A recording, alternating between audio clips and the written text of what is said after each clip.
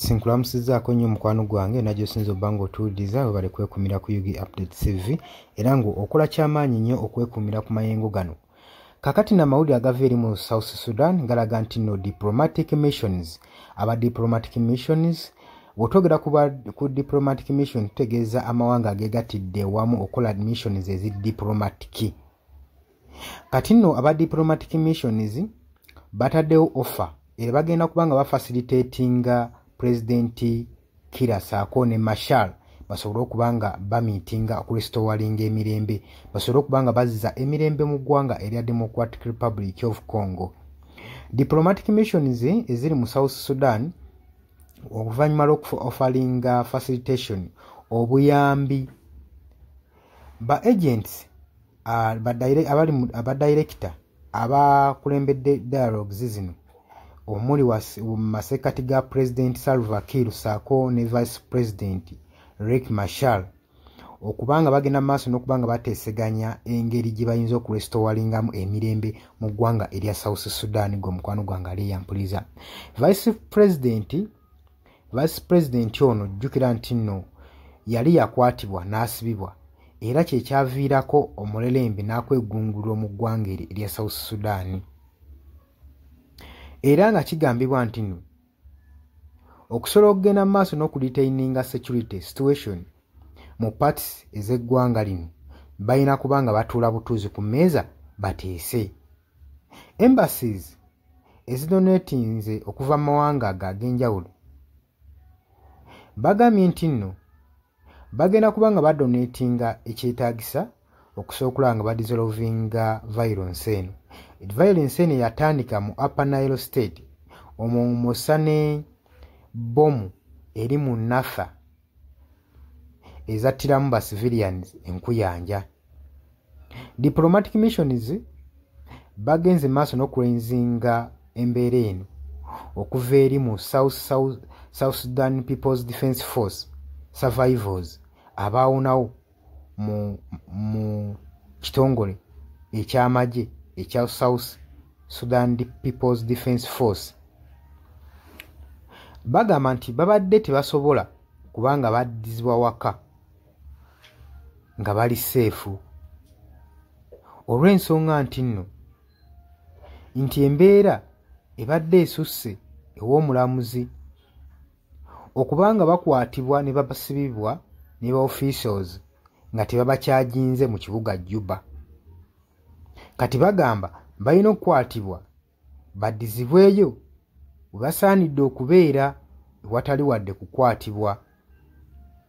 Joint statement eno yayisiddwa ne embassies omwabadde amawanga gano wammanga agakola diplomatic missions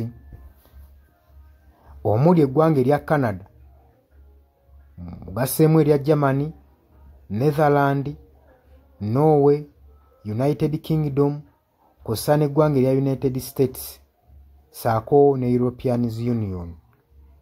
Basobodde okuba nga baleeta ensonga y'okurestoringa peace mu South Sudan.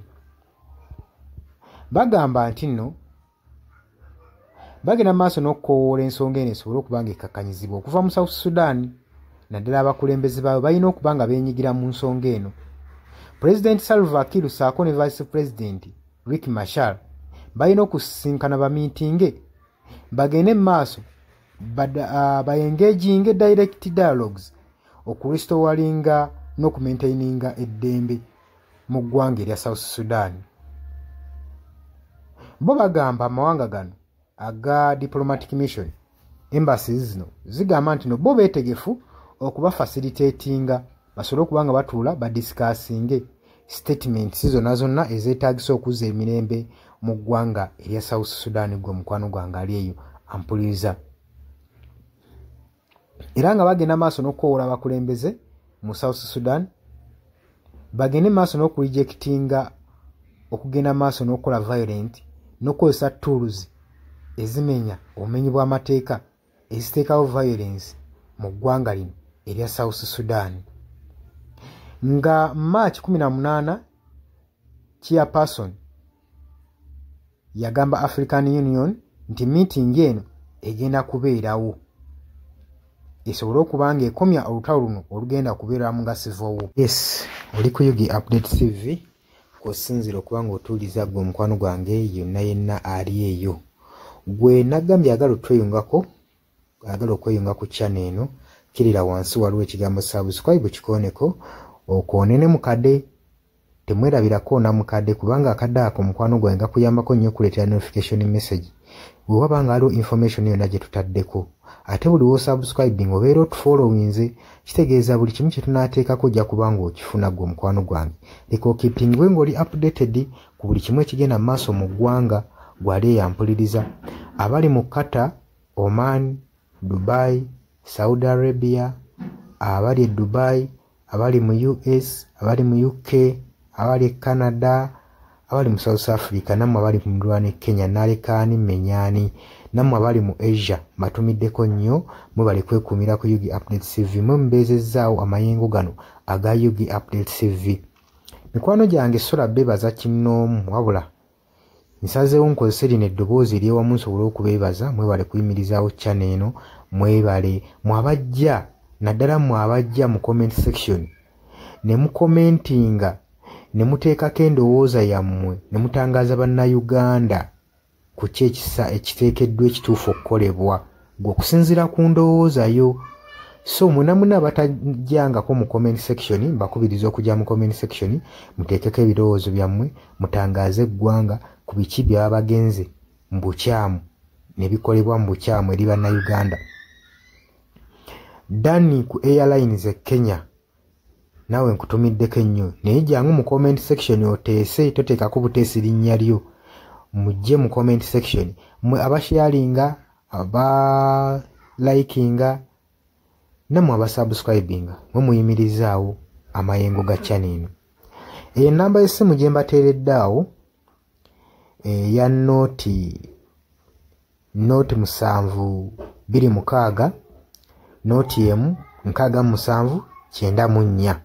Eyo ennamba ya WhatsApp eri mu kimyufu. Ye nnamba gy'ogenda oyita kuba gy'osobola okuyitako gwe omukwano gwange ayagala okulanga wamu naffe.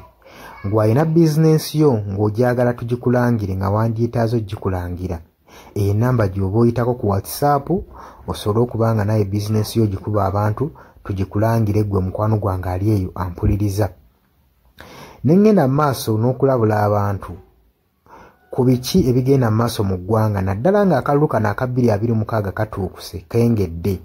Kati buli muntu alina kubeera vigilant, olina kubeera bulindaala oleme kutunda mwoyo gwo omukwano gwange. Waliwo abatunda emyoyo gyabwe olw'N1,1500 sukaali. Gwe beera ng'omanyi akaseera we kanaatuuka akakuba ballot paper, beera nga manyi omuntu ng'omanyi omuntu ogwogenda okuwa, gwogenda ottiikinga, gwe gwolaba asobola okukulaakulanya ekitundu kyo constituency yo, gwolaba agenda otwala eggwanga mu maaso. Bannange tusibwa nnyo akatambaala mu mutwe mu biseera nga bino.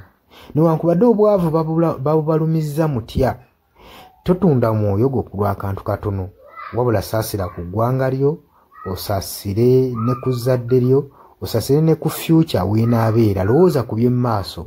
Weewaawo abamu muyinza okulowooza ng'ebyatabakwatako nga tebikwatako, naye ensobi yonna yonna ekolebwa eiza relative, sengaawo, maamawo, kojjaawo, biyinza otutuuka ng'ekyo ekizibu gwe kyetooloddeko, ate olaba ebikwatirako biyinza otutuuka esa ne byetooloola ne bifundikira nga bikkutteko gwe omukwano gwange ali eyo.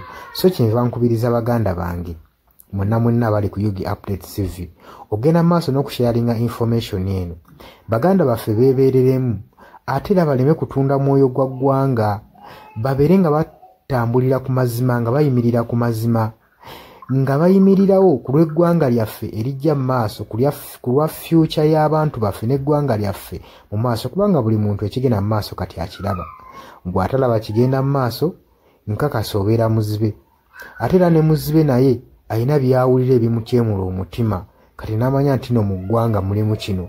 So nkubiriza buli omu obeere lalabayi wa munno, osobole okuba nga oli kalabaalaba w'oyo ku biki ebigenda mu maaso obakubirize n'omubakubiriza waliwo abali mu byalo nga tebamanyi kigenda mu maaso mubaagaliza subscribinga ku mikutu gino bategere ebigenda mu maaso mu ggwanga lyaffe wakati smartphone zajja gwe mukwano gwange ali eyo wabula mbaagaliza olunaku olulungi mubale kwekumira ku Yugi Updates TV mubatana subscribinga mugere mu maaso n'okusubscribinga mbaagala nnyo era mweraba.